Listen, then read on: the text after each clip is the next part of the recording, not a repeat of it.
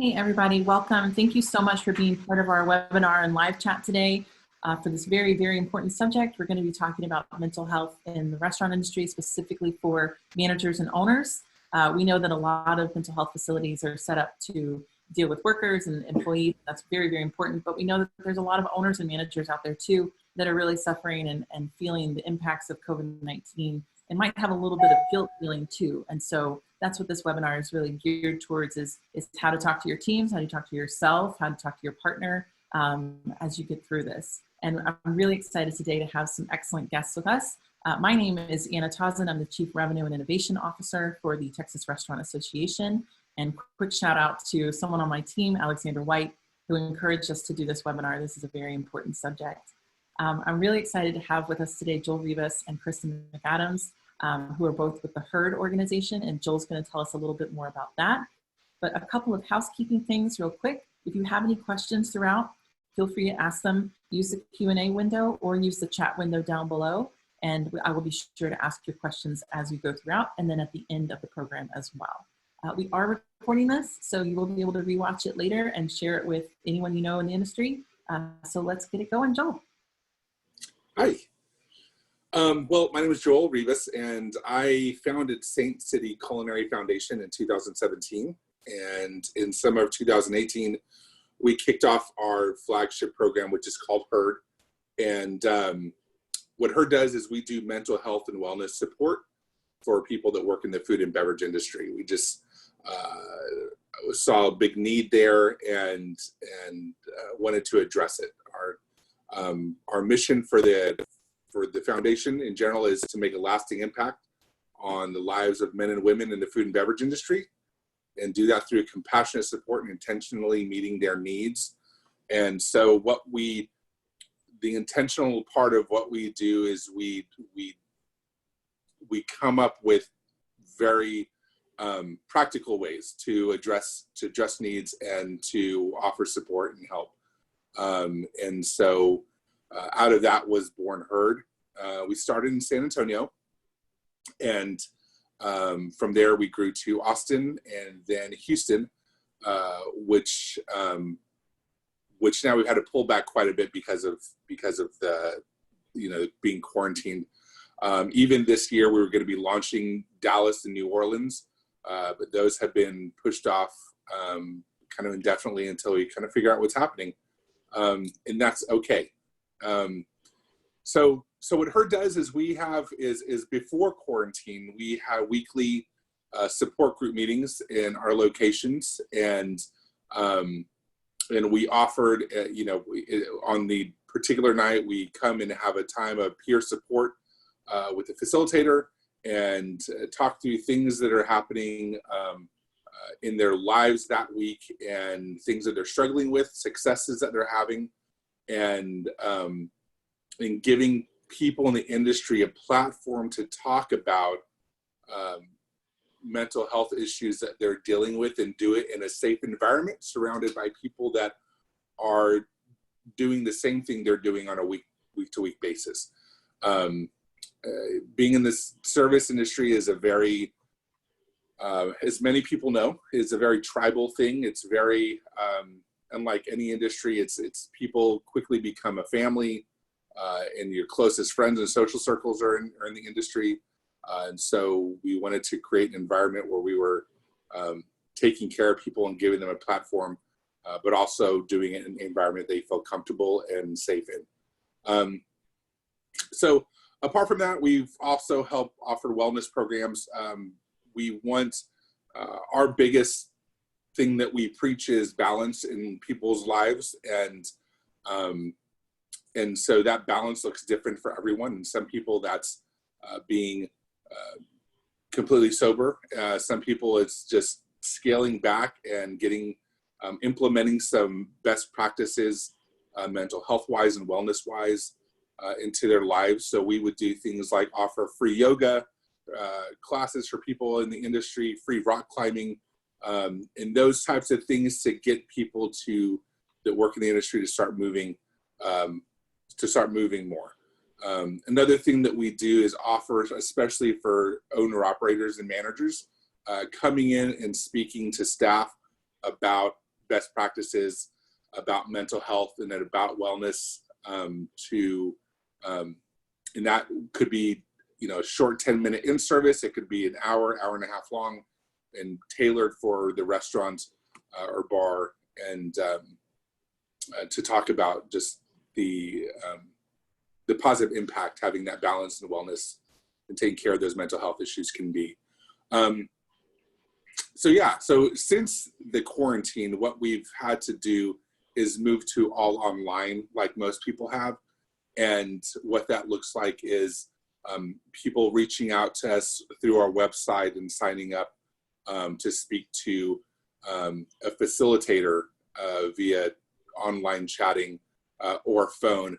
And Kristen McAdams has been an enormous asset to us and playing a key part about coordinating those efforts now and what we're doing with the online effort. So Kristen, do you want to talk a little bit about how that's been going and the people that you've had come on board to help with that? Sure, yeah, that would be great. I am the Volunteer Care Support Director at HERD. I'm super happy to be here, so thanks for having me. Since moving online, I hadn't been involved in the face-to-face, and now we've moved virtually, and we have divided my volunteer team into two categories, both in-state and out-of-state. So I have two teams that are taking peer support check-ins as they come in. They're getting either directed to my out-of-state team or they're getting directed to our in-state team. And what we'll do is we'll send you out a preliminary email with some information on what you can expect. And then you'll get linked up with somebody that has your specific time and availability, and they'll just conduct a 30-minute check-in. Some of them have gone over, honestly, because we've been having so much fun that most people are doing about 45 or 50-minute check-in. And some people have continued those check-ins weekly. And the feedback that I've heard from the people that have received them is that it's been very beneficial, and that it's been a way for people to sort of create some structure. Service industry people like structure, right? Like we want to get into that good schedule, we want to get into that good routine, and we want things to fit and have somebody or someone to show up for, like most of us do. So having that one unbiased, safe person to sort of state how you're truly feeling, what's really going on in your mind, what you're really worried about, how you really feel about what's going on has been really beneficial to the mental health and well-being of the people that we've been working with. So it's been really cool to be a part of it. Great. Thanks. And we have, since we started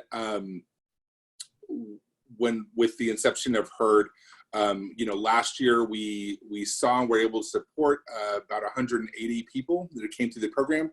Thus far in 2020, with our, in face-to-face, and as well as quarantine, as well as after, the online efforts, we've, as of this past week, had about 128 people that we've had come through that we've been able to help and support. So it's definitely been great to be able to meet those needs of some of those people. So so that's HERD, in a snapshot, Anna, and what we're doing thus far. So great. So let's dig a little bit more into some of the issues within the industry on why they might need this additional mental health support. So Kristen, this might be more for you, but obviously during the pandemic, a lot of restaurant owners and managers are feeling, a lack of security for a lot of different reasons, right? They're not quite sure what's going to happen next. They might be feeling guilty about having to lay off staff, that kind of thing. How would you help them, navigate through that? What kind of advice are you giving them right now? So one thing to keep in mind, and one thing that I've noticed, especially since the beginning of all of this, is that everybody's had a very different response to fear, right? Some of us are motivated and then we show up and we lock down and we're like ready to tackle the situation. And some of us need a minute to regroup, reorganize. And there may be a whole wide variety of responses in between that. And your interaction with your employees and your company as a whole, right, is going to be based on your personal reactions to this fear. And it's going to be based on your individual needs as a company as well. So there has to be this balance of financial security and sort of the intensity of like this altruistic reconciliation with this fear, right? And how you can take care of your employees. And again, that's going to look different for each company. And I think that the biggest way to address that is to know your own personal reactions, your own personal value systems, and how you respond as an individual to this experience. And that can be a difficult thing for people to really sit with without sort of a sounding board or something to bounce their ideas off of, right? Because if we're trying to avoid something mentally, right, we're trying to avoid it. We don't want to look at it. So it's good to bring up some of the more deep-rooted fears that you have personally and more company-wide values that you hold as a company. So what do you think, I mean, mental health in the industry has been an issue forever, right? It's long been a problem. What do you think, because I have in my mind what triggered it, but now that we're talking more about it, what do you think was the event that triggered us talking more about mental health in the industry and being okay to talk about it? You know, I think that discussion has gone on within the industry itself, but without really any support, because I think it's hard for people to ask for help a lot of times. Sure. I think that we like to, especially in the service industry, we take on this sort of like work hard, play hard, you know, like balance, which isn't, it's too strict of a balance, right? We need a little bit more softening around the edges. So I think that in terms of discussing mental health in general, the onset of this, right, all of a sudden it was like, oh, we have financial and economic fears, but also there are people that are normally used to socializing, used to showing up, used to connecting with strangers, used to connecting with the family that they have within their companies, and now they no longer have that connection. So there's a real threat of further isolation, even less ability to ask for help, or even less willingness to ask for help, and sort of just not knowing what to do. So I'm really grateful to people like Joel who've created this platform where people can show up and say, hey, like just sort of tap you on the shoulder, right? Like, hey, I'm not feeling so great today. Like maybe we could talk about it. Right. Yeah. I think too that the incident with Anthony Bourdain, you know, when he committed suicide, I think that was a huge crack, you know, that the industry hard. I mean, we all started talking about it instantly. You know, it was something that we opened up about and shared feelings about. And I know it caused a lot of conversations to happen in the industry that maybe wouldn't have happened before.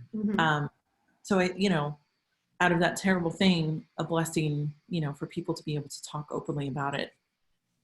How would you recommend, lots of different questions to ask you, but how would you recommend a owner or manager talk with their team about awareness of mental health and what kind of things to be on the lookout for? Like a lot of these owners and managers, you know, they're very loud, gregarious people. They're always hustling, they're always working, and it might be difficult for some of them to open up and ask their team, like, how are you doing? So what kind of recommendations would you have for them? Well, to sort of tie my answer into the Anthony Bourdain, right, as a leader, right, he was a huge leader in the industry. And as a leader, it can be hard to cultivate that kind of communication because you're supposed to be the pillar of support, right? But I think that breaking things down with authenticity and having authentic conversations where you can, that are constructive, right? They're not like micromanaging. They're constructive and the employee feels supported and vice versa, right? Because you want to have a culture in your company that's going to create an atmosphere for that. And not every company has that. You know, I know a lot of service industry people feel disposable or replaceable, and cultivating that connection is really important between the leader and the front end employee who's the face of the company so that they can actually have a real conversation to begin with. So to approach it, you know, maybe that's not your status quo now, or maybe that's something you've been trying to cultivate, is sort of just setting down this power differential and meeting them on a one-on-one person-to-person basis and just being like, hey, like this is a real situation, you know? How can we talk about it? How do you talk about it? What is your communication style? You know, how do you respond to things? Are you a good listener? Things like that. Really knowing what your own mental health is and bringing that into the picture to create a reciprocal support network. So go ahead, Joel. Ultimately, there really has to be a change in culture. There has to be a commitment from owner operators and managers to recognize that that change in culture that will happen is something that will positively affect the bottom line, and not only be good for their team, but also be good for their business. If they're creating an environment that's safe as far as mental health wise for their team members, you're always going to have outlying substance abuse and mental health issues. There's the statistic that came out last year that about 19% of people that work in food and beverage have a developmental illness or substance abuse problem. So that number is always probably going to be somewhere around there. But if as an owner, operator, and manager, you're creating a space where people feel safe and they feel supported, then it's just going to be better for business in the long run. And you're just going to have a more effective team that has more buy-in and has more ownership in what they're doing on a daily basis. Because by and large, there has been a sense of disposability that people in the industry have felt. When you make $2.13 an hour and just tips, you feel that you can be replaced fairly quickly. And if nothing else, there needs to be a change in culture in the way that people in leadership view mental health and how that affects, the environment of the restaurant or bar that they're working in. They have. And there can be a real cognitive dissonance, right? When there's distance between ownership and the front end, like your front end is the face of your business, right? They essentially are the culture. And if they don't feel taken care of and they're not well, then the face of your culture is not well, right? And there can be cognitive dissonance where the more distance between ownership and leadership and the people that you work for, the easier it is to dismiss things for the bottom line numbers, right? Yeah. So I'm going to push back a little bit on you guys on some of that, because I definitely agree with you. I think that culture is extremely important, and restaurateurs and other business owners need to embrace sort of the conscious capitalism tenets. We always think that that's a really great idea to look at that, and culture is a big part of that. But we're in the middle of a pandemic, right? Some of these people have laid off 80% of their staff. How do you create culture in a situation like that? I mean, right now we're looking at something completely and utterly different. I think that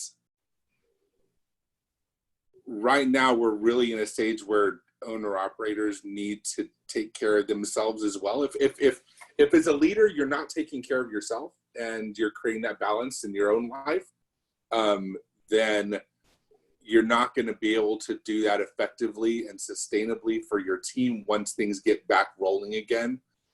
So right now, I can get off on a tangent about how things should look when things are going, full speed ahead in a normal environment. But I think for everybody right now, this needs to be a time where people pause and consider being kind to themselves. And as an owner operator, I know that this is a very scary time and that this is a very unsure time, and that days that they don't feel productive as they normally would as an owner operator or a restaurant manager, you're going full speed ahead 7 days a week all the time. Rent is due 7 days a week, 365 days a year for restaurant owners. And on days when there's nothing happening, it's really easy to feel to have that unproductivity, internalize that and that something's wrong. So right now during this time period, there needs to be a time where people are being kind to themselves. And you hear that a lot, and it almost sounds kitschy now because it's all over the internet. But it's something that even those people that are owner operators or managers need to embrace. because this isn't a sprint, this is a marathon, and we don't know how long this is going to happen or how long it's going to be for everything to recover down the line. So right now, what's most important, you're right, is to have people really concentrate on how they're doing for themselves and taking care of themselves daily. I want to dig into in a second. I want to dig more into the self-care kind of thing in a second. But yeah. Kristen, did you have something that you wanted to say about creating culture during a pandemic? Yeah, so I think Joel's right. I think right now is a time for reflection, really, right? Reflecting on what happened, because we couldn't prepare for what we didn't know how to prepare for. So reflecting on where we're coming from, and then taking some time to organize and prepare for what you want to happen next. I think that people just want a job to return to. And being able to sort of use this as a time of rest and peace and regrouping, and also a time for coming around to organizing what you want to do moving forward, right? And in that sense, you have, because it's a marathon, the good news is that you have a little bit more time to really reevaluate and really try to grind through what those fears are and what those problems were before, and see if you can reinvent, right? Uncertainty for a lot of people can be a really positive thing. That if I hear that word again, I'm going to throw up, because it's just this time of uncertainty, right? And it is very uncertain, and uncertainty is not always a bad thing. It means that we can take some time, right? So the other thing I would like for everybody to remember is that for owners, like your fears are just as strong and relevant as your employees' fears, right? You guys are all in this together. So really looking forward and trying to think about what can you move toward, right? And where are you coming from? And then using the time.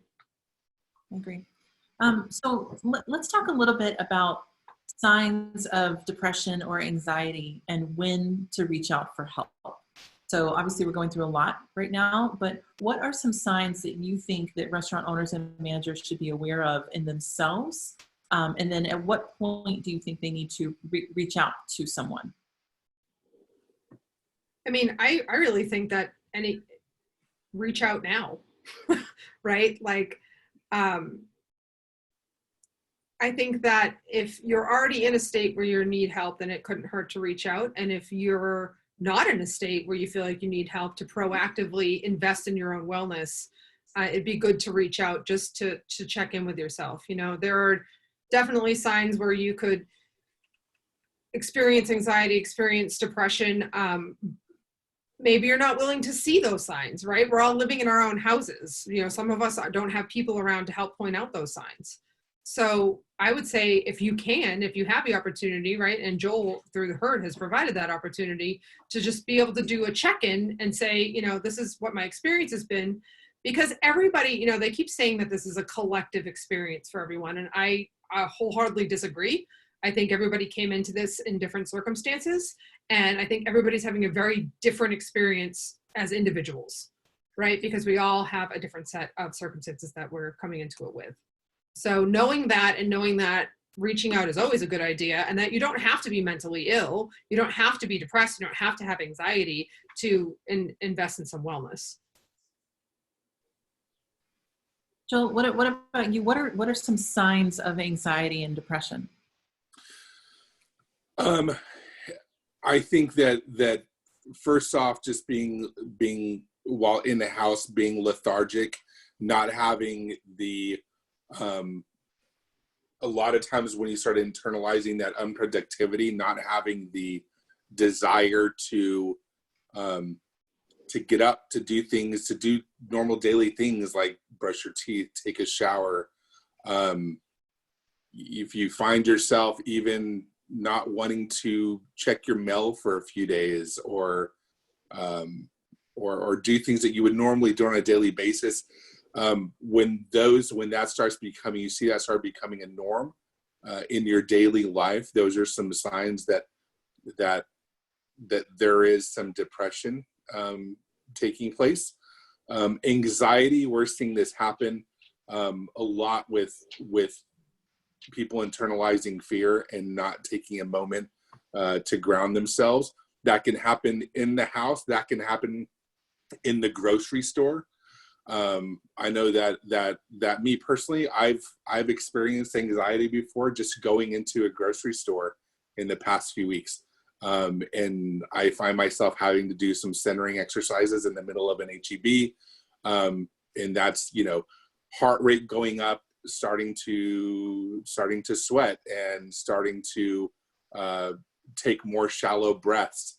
And those signs of having anxiety attack are very real. And to get past those, there are some exercises you can do. So for anxiety, I tell people all the time, a great exercise that they can do is just stand for a moment and internally look around and name off in your mind 5 things that you can see, and 4 things that you can hear, 3 things you can smell, 2 things that you can what is it? 5 things, I'm sorry, 5 things that you can see, 4 things you can touch, 3 things that you hear, and 2 things that you can smell, and 1 thing you can taste. And then takes a few deep cleansing breaths to kind of get through that anxiety attack. So that's a real practical way you can do that. As far as depression, starting to talk to somebody is a great first step. Our online speaking with a support facilitator isn't only limited to people that are frontline, front of house, or back of house employees. Owner operators, managers, please feel free to reach out and use that resource and talk to somebody and get through that. And then just do little things for yourself.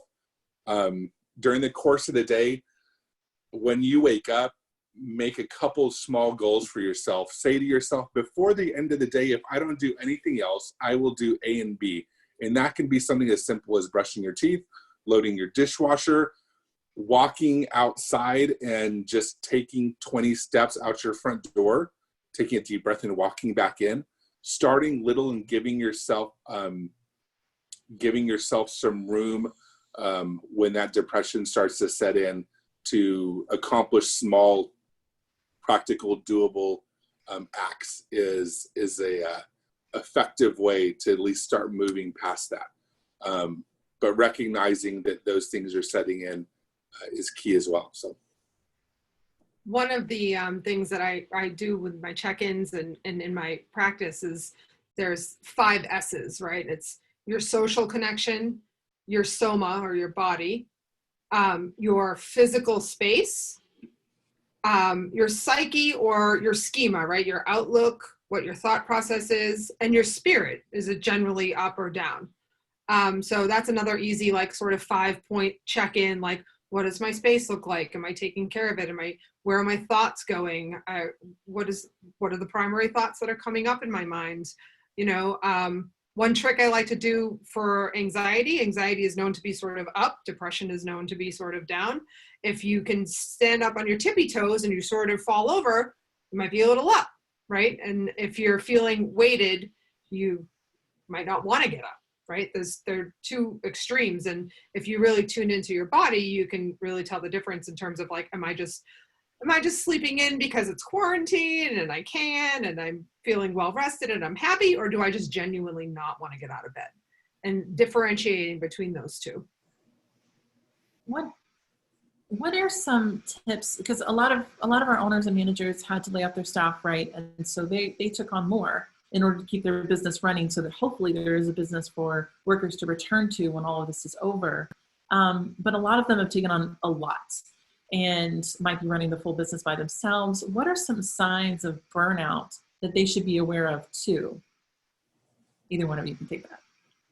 So burnout is like layered stress cycles, right? Right. And it can be really hard for leaders to notice when they're burnt out, if we're high performers, if we're, type A people, right? It can be really hard to notice because yeah, right.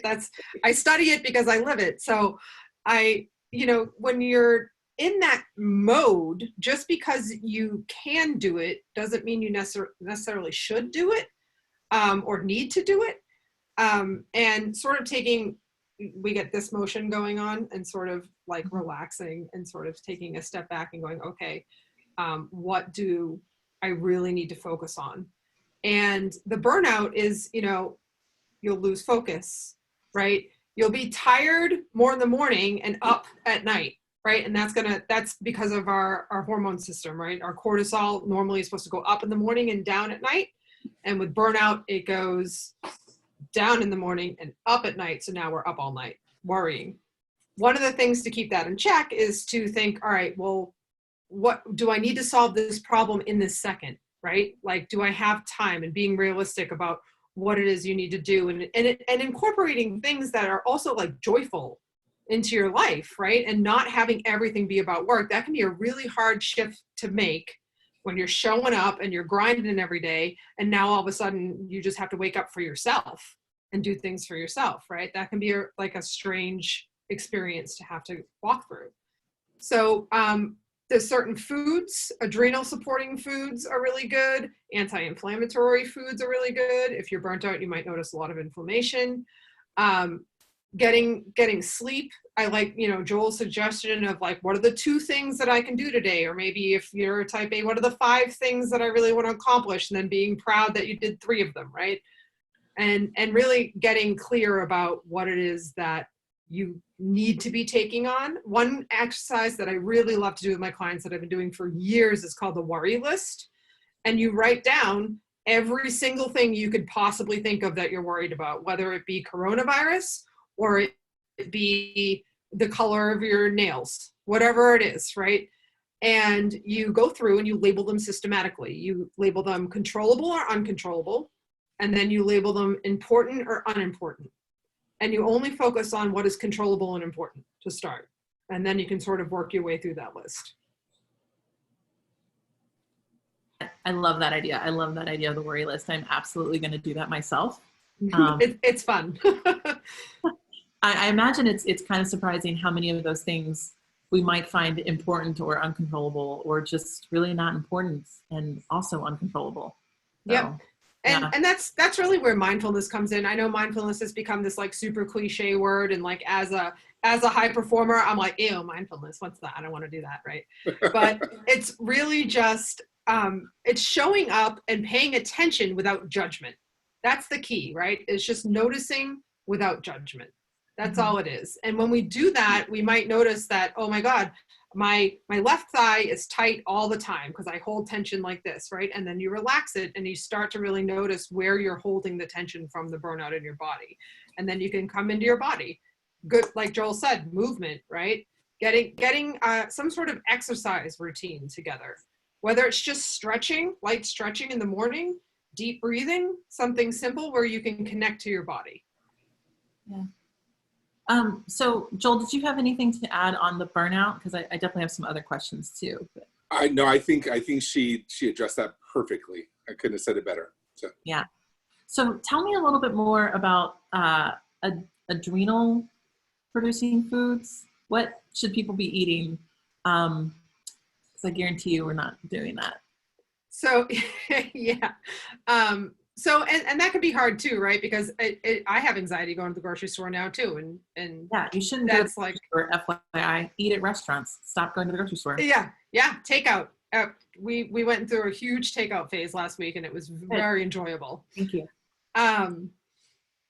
So with that, adrenal fatigue is really your body has pumped too much cortisol into your system and it can't sustain that much longer, right? We can only sustain energy for so long and then our hormones get shot. So what we need is foods that support that. And that's going to be like healthy fats, right? Like it's going to be sweet potatoes. It's going to be avocado, oranges or citrus, tangerines are really good for anti-inflammation, right?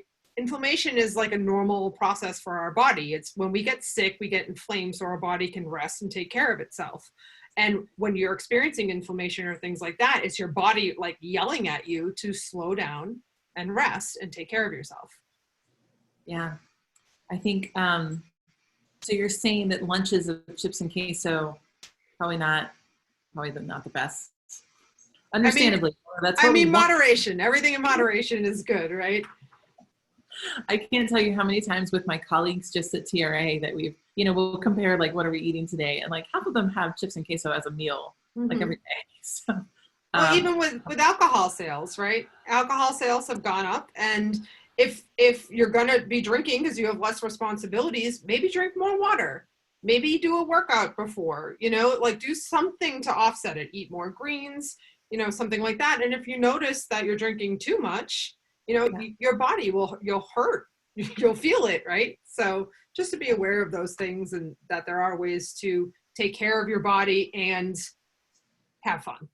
So let's talk a little bit about how to be kind to yourself and what are some things that we could do. We all know that eating right, eating some greens, going for a walk, getting some exercise are really great things. But what else have you suggested as ways for people to be kind to themselves?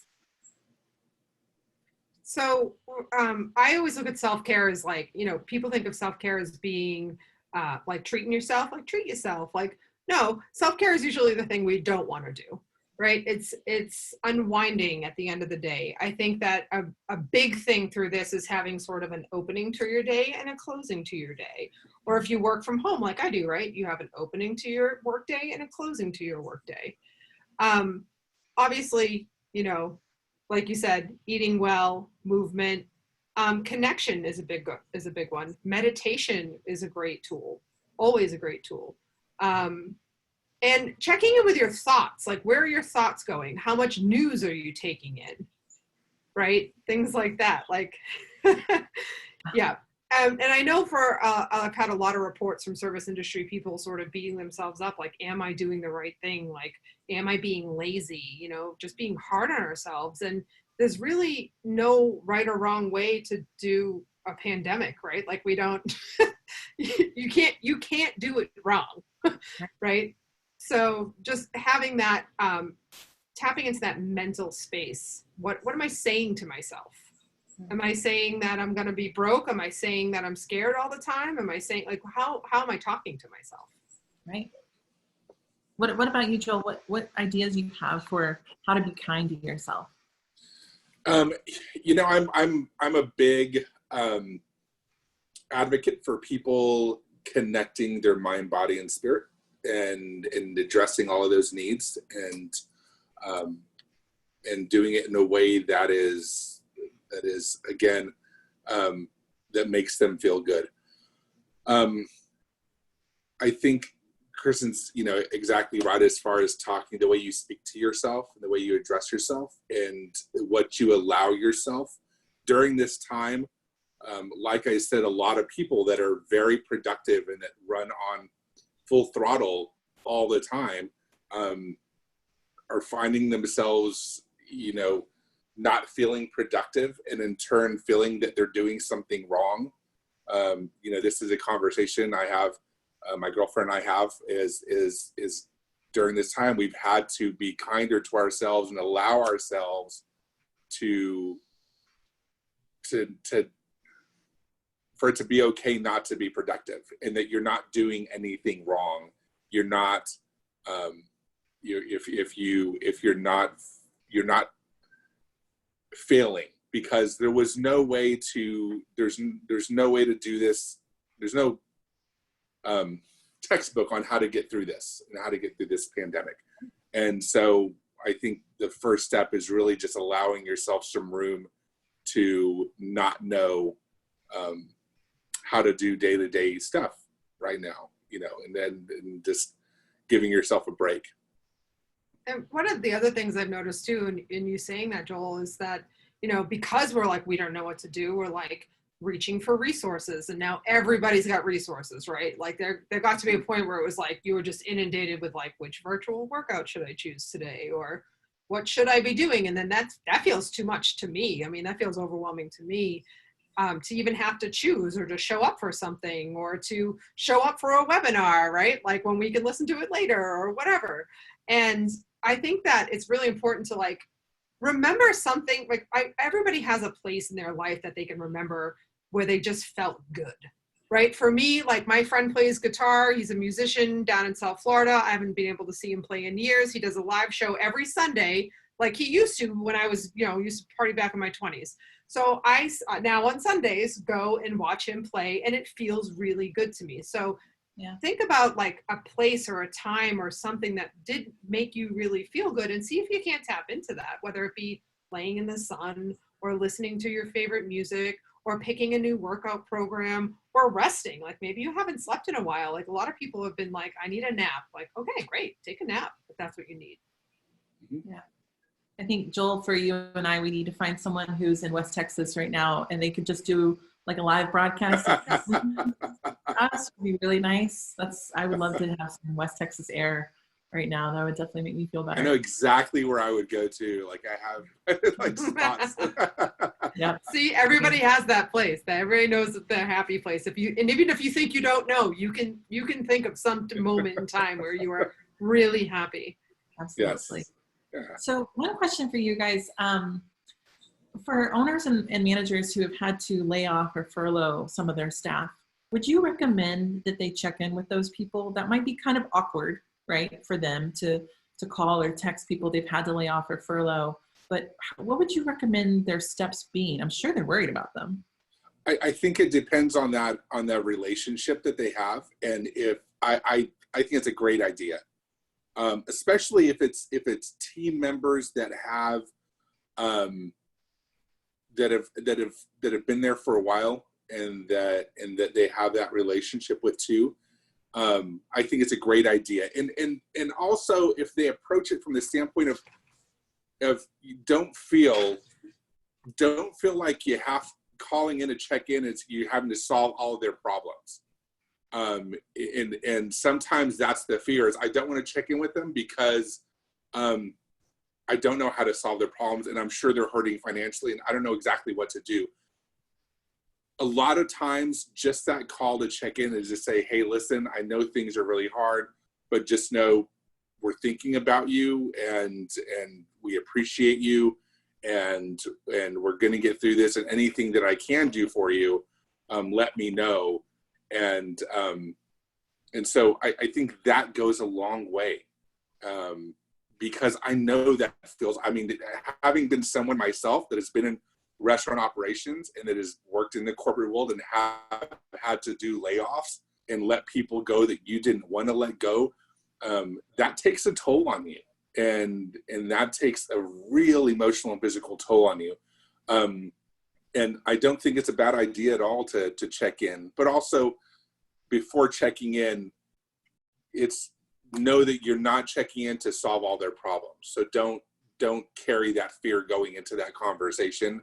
Don't carry that weight going into the conversation. It can be just a check-in and letting them know they're appreciated. So. Yeah, Kristen, did you have anything to add to that? Yeah, I agree. I think it can be tricky for people to navigate boundaries, right? Like, I don't want to cross a boundary, or I don't think I can solve their problems, so I won't, even try. But I think that speaks a lot to employees feeling replaceable or disposable, right? And cultivating that culture is by connection, right? Disconnection, I think, doesn't solve a whole lot. But I think that if you're going, like Joel said, if you're going to do that, making sure that you're really in a good place and able to, be discerning and be clear. I think clarity can go a really long way, and knowing where you're at and what your needs are, so that you're not tangling them up with whoever you're going to check in with or going to talk to.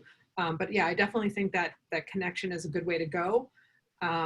And I think it would go a long way in making people feel valued. Yeah. Well, and too, like, you're right, Joel, that you can't solve everyone's problem, that you're reaching out to.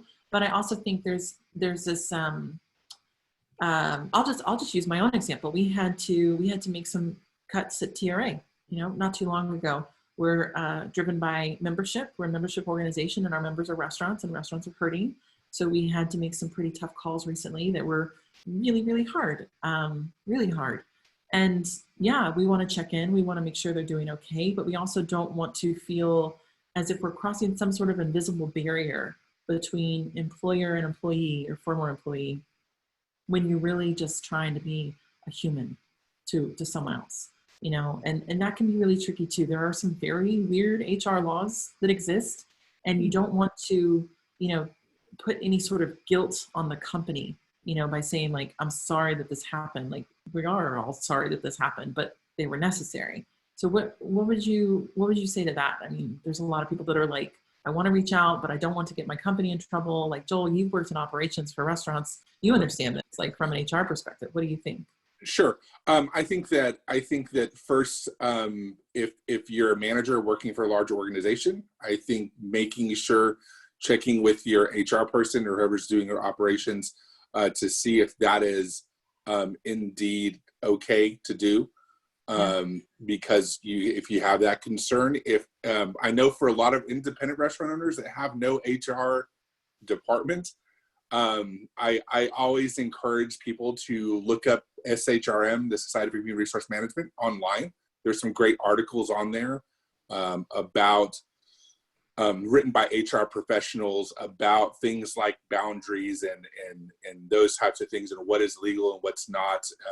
SHRM is a very it's a great resource for independent restaurant owners that don't have an HR department or formal HR training to do. So that's absolutely a concern. I would just suggest checking with with whoever, if you do have HR, checking with them first, and then if not, maybe using that as a resource. But I'm always an advocate for people being human, and you can do a check-in with someone, even if it's through email, and just to let them know we're thinking about you, you're appreciated, and maybe giving them some resources as far as like, if you haven't looked for unemployment yet, this is the website.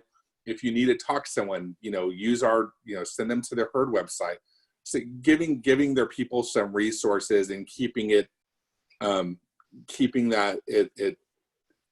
that level of professionalism as well is totally okay. There's nothing wrong with doing that, Yeah. So as long as you're not promising anything to them financially and making those types of promises, that you're just doing it out of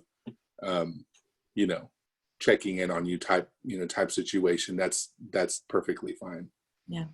I wonder, Joel, if we can work together after this too, to come up with a resource for how people can send the HERD resources to furloughed or laid off staff, or even just other managers and owners in the industry that they know. Yeah, that might absolutely. be a nice thing. Yeah. Yeah. So Kristen, one of the questions that we have here, and Joel, you can answer that too, is related to when we get back from this, whatever that is going to look like. How do we incorporate mental health awareness and destigmatize talking about it to our staff and incorporate that as part of regular training? So I think that it's not something I've thought on, really extensively, but I have thought about when we come out of this. And people keep using the term new normal, and I think we're going to have a lot of new normals, right? I think we always have had new normals, and we always will continue. So I think it's really a door opening for the possibility that this can be part of culture from now on, and knowing that we are all human, and that it is important to connect and have conversations about it. I think that fear in general, right? Like the fear of talking about mental health in the workplace, or the fear of what's going to happen, is an anticipatory emotion, right? It's designed to make us act, to do something.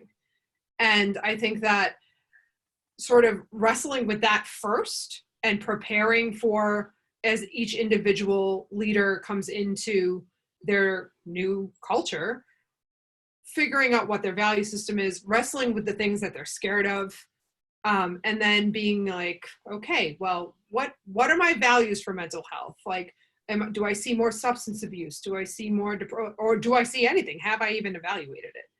and really just opening the door to have a constructive conversation between, leaders and their front line, because it's going to be different depending on what organization you're talking about, whether it's, my mom owns a small one in Vermont. I've worked for corporate restaurants locally. I've worked for bars in other states. So they've all been very different. Joel? Yeah. So incorporating mental health into your training in your restaurant. I think this is going to be, once things get back to normal, that this is going to be a conversation that may be a little more on the forefront of people's minds. I think that first and foremost, that the owner operators and managers should not be afraid of talking about this with their team, and not in destigmatizing it. It's okay not to be okay, and it's okay to talk about it. And here are some resources. Like I said, we as a nonprofit organization, we'll put together a program and travel anywhere in the state to talk with a team about mental health, and we can put together a program and curriculum for like a train the trainer for an organization to use with their team and implement that into their orientation training and their new hire training. We can come ourselves out and speak to a group of team members and do an in-service with them. Really whatever fits best with what the organization needs, but more than anything, coming through this and destigmatizing and knowing it's okay to have these conversations, because it's a very real thing. And it's something that really does affect the business, the state that the employees are in mentally. And really providing access to, right? I think the discussion that comes up a lot is that, oh, well, I can't go get mental health services because I can't afford it, or I don't know where to go, or I don't know what questions to ask. And that can be, part of that program and part of that discussion.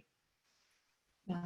Okay. Well, I took some notes. I took a lot of notes, actually. And I kind of distilled everything we've talked about into 5 points. So I'll share those with you guys. Don't be afraid to talk about it, right? We definitely want to destigmatize mental health. Observe without judgment, the definition of mindfulness. We want to be able to observe without judging what's going on around us. So the way someone else is reacting doesn't influence us. So we have to be able to do that. Practice some awareness exercises. You guys talked about the worry list, the 5 senses. There's some really good exercises to use there. Be kind to yourself in whatever way that looks. Take a nap if you need to take a nap, and eat avocados. Yeah.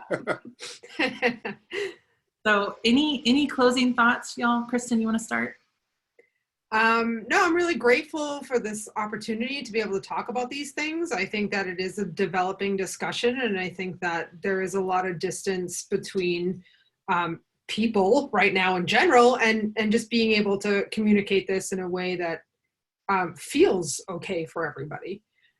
So I really appreciate the opportunity to be able to talk about it. And I'm here if anybody has questions, they want to reach out. There's a lot of different ways to find me. You can find me through Joel. I'm happy to show up and discuss whatever you got going on. So thank you. We're grateful to have had you on this. So I really appreciate your time. Joel? Yeah, I really appreciate you guys at TRA for addressing this and bringing this up and wanting to partner with us on such an important topic. And this, if anyone needs to reach out to us, please reach out. iheardyou.org is our website. iheardyou.org is our website. Emailing us at info@iheardyou.org is also a way to reach out to us. If you go to the website, there's a contact sheet on there for people that have questions and want to reach out to us as well. And again, follow us on Facebook, on Instagram, all of those great things. And don't be afraid to reach out. More than anything, don't be afraid to reach out. Yeah. So I really appreciate that sentiment, Joel. And Joel and Kristen, thank you so much for your time today. I know it was very helpful for me, And everyone who was on the webinar, thank you. And all of you watching in recorded format, we're here for you as well. So everyone have a great day, okay? Bye. Thank you. Bye. Thanks.